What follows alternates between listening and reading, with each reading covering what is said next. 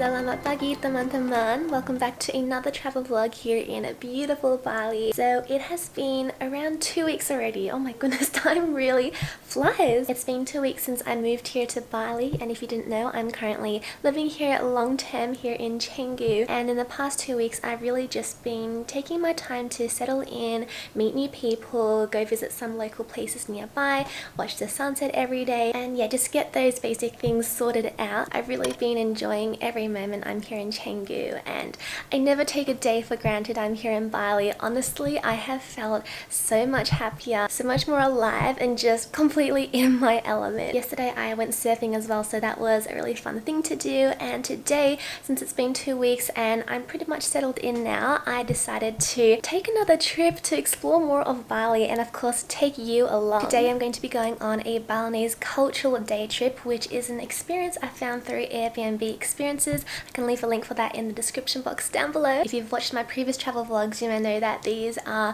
my favorite things to do, and I truly believe that the more we get to experience and get to know the local culture of a place, the more we create harmony in this world. I'm so excited. I have no expectations, so I think my driver is going to come pick me up very soon, so let's get going. Selamat pagi. Ya, good morning. Selamat pagi. Tinggal lama di Indonesia? Ya, sekarang saya tinggal di sini. Suka sekali di Bali. Suka sekali. Iya. Sudah tinggal di sini berapa lama? Sudah 2 minggu. Why you can speak Indonesia very good? Terima kasih. Saya belajar selama 6 tahun di sekolah. Oh, jadi dari Australia? Iya. Lancar sekali ya. Terima kasih. Masih harus berlatih lebih banyak. Sekarang kali keberapa ke Bali? 8 kali. Iya. Jadi Canggu is like your second home ya? Iya. Sekarang kita ke batik kelas dulu sepertinya. Batik. So we have arrived at a village. Is it near Batu Bulan. Batu Bulan? So we are in Batu Bulan, and we are about to do a batik class again. And I've done batik before, but I just love it so much. And we have Nama Anda? Toro. Who's gonna teach me the batik again, and then we have my driver. Hi. Well, I'm Oki. Oki, yeah. Awesome driver. Yeah, one until 1.5 hours. Yeah. Depend on you how you are drawing the pattern and how you are letter waxing. Okay, yeah. So it'll be a bit of a process, but it'll be really fun. I'm so excited. So let's do some batik. Let's go. Jadi yang itu Bapak. Oh, sama ini Pak. We call it something. Wax, piece wax. And then melt it here.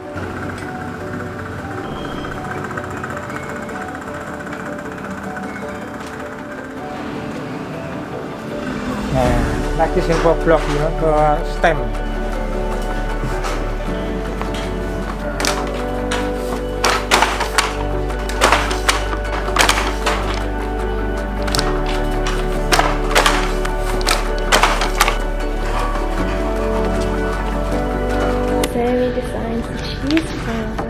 This is nice. So this is the design I'm going for. I'm going to put it under here and then start tracing it onto this white fabric.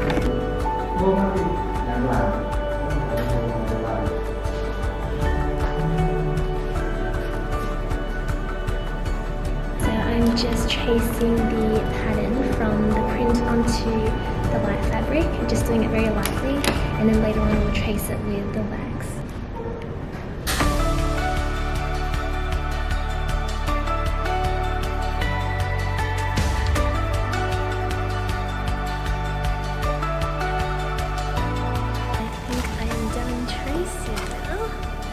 Looks good.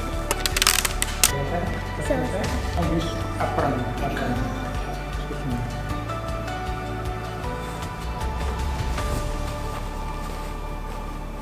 Okay, sama-sama. Okay, now you can do it. Okay,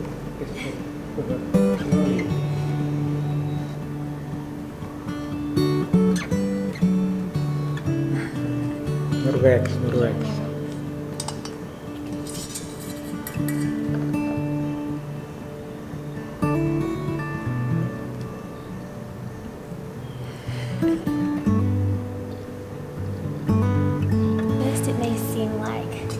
not getting anywhere, you may think that it doesn't look so good, but once you keep going and then you add the color and you remove the wax, it'll be amazing. Just gotta have some fun.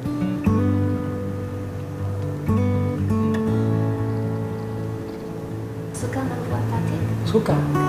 Setiap hari saya membuat batik. Setiap hari? Iya, setiap hari. Senang setiap hari membuat batik?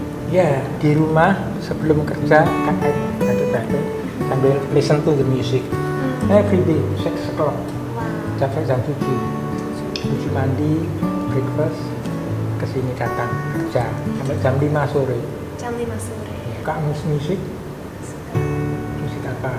Musik pop siapa? John Mayer, tahu? Tahu John Mayer, tahu. Saya suka Coldplay.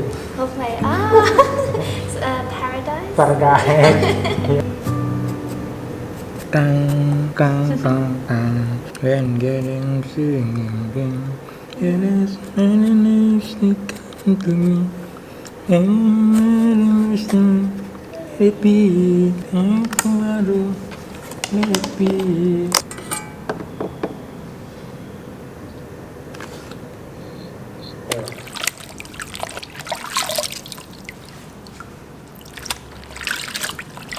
Color, red.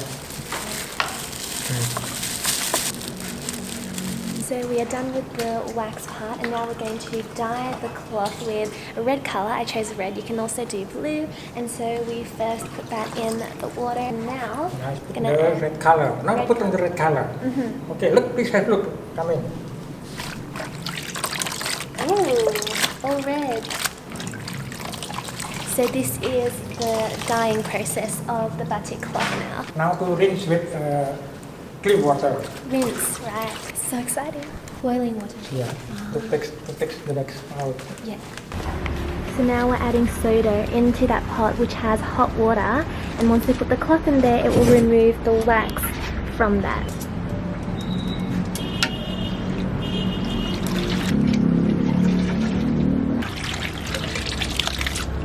Now the wax is gone. Ah, yeah, the wax is all gone now. Oh, that looks so beautiful. Now put on the dry over there. Ah, dry over there. Yeah, okay. My face is a representation of how hot and humid it is. I am a tomato. But we have just finished the batik class and I also got this certificate with my name on it for successfully completing the basic batik class. Stone carving, but year by year, because of the modernization, the young generation is like change the job. Only few places that still exist until right now.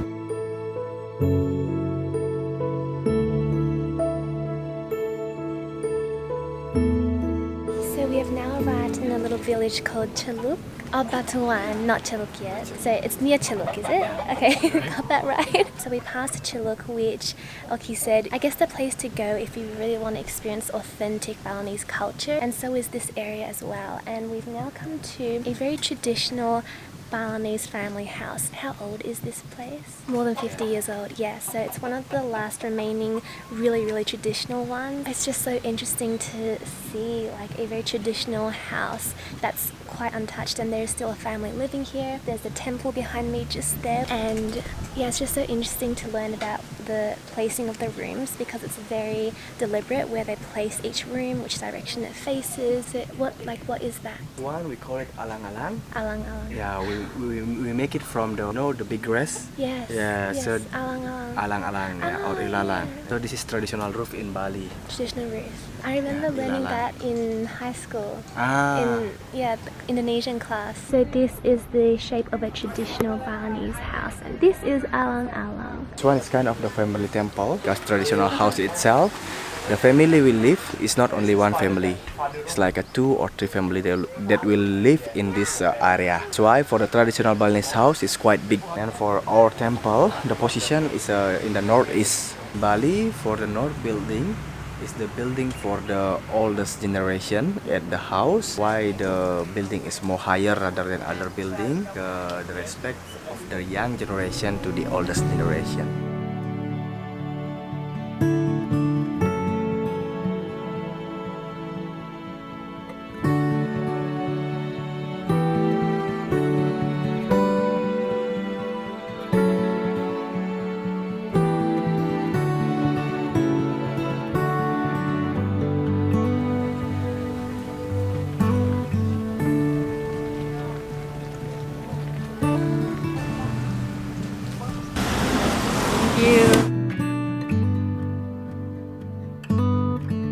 So for our next stop, we have now arrived at a weaving place, and weaving in Bahasa is called tenun. Probably hear loud background noise behind me. That's all the women doing the weaving. So I'm super interested to see how they do it and the process, and just learn more about the culture here.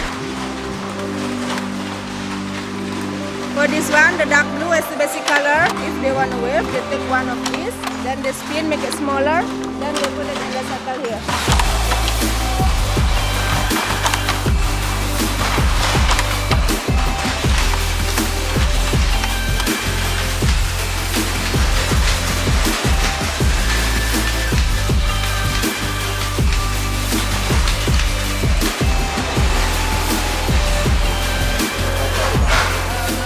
So behind me here you can see they have the finished products for the weaving, including batik, and behind me here, so this and this is the kabaya, which is the traditional Balinese dress for the women. And if you didn't know, Bali has a new rule now which the government made, where every single Thursday, every Balinese must wear the traditional Balinese clothing. So for women it will be the kabaya, and for men it will be the sarong. And they made this new rule so that the Balinese keep some of its tradition and culture, and these weaving and batik businesses can keep running. So there's a fun fact for you. If you want to see me dressed in the kabaya, check out one of the previous vlogs. I'll leave it in the link down below. I would wear the yellow color or white one during a ceremony.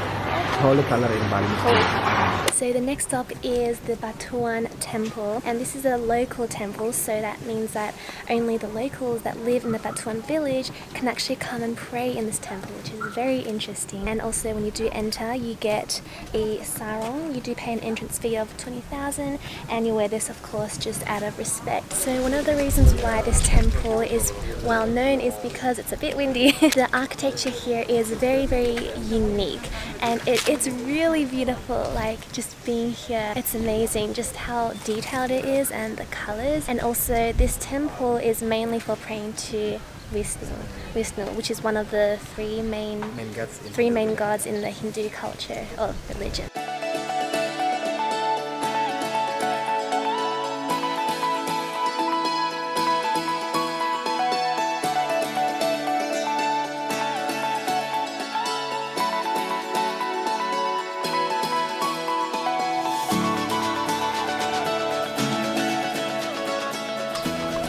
Are you Jasmine? Yeah. Yeah, I've seen you. So something I've noticed now, the more I'm learning about Balinese culture, things are quite deliberate here in that the placing of things have meaning, such as the statues on the temples, where they're placed. Is there a reason why the temples look like they're all gold? Because gold is like we are pray to the gods. We would like to sing to anybody. Our temple is beautiful. In the community hall, the marriage people or the adult people will be talking about issue and everything about the village. For example, maintenance of the temple is like one of the agenda also. Especially like here, they got the donation, so the temple here is like a very, very well maintained.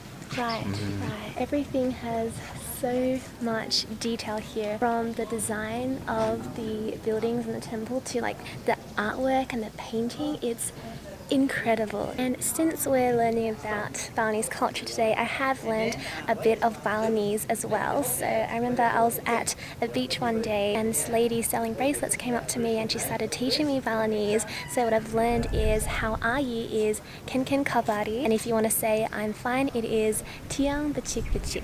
Can you teach me another Balinese word? Language is like a welcoming people. Om Swastiastu. Om Swastiastu. Om Swastiastu. Yes. Om Swastiastu. Yeah, welcome. That's mean welcome. Ah, okay. Om Swastiastu. Is it okay if I say that to someone? Yeah, it's okay. Polite words in Bali. That's the new word for the day.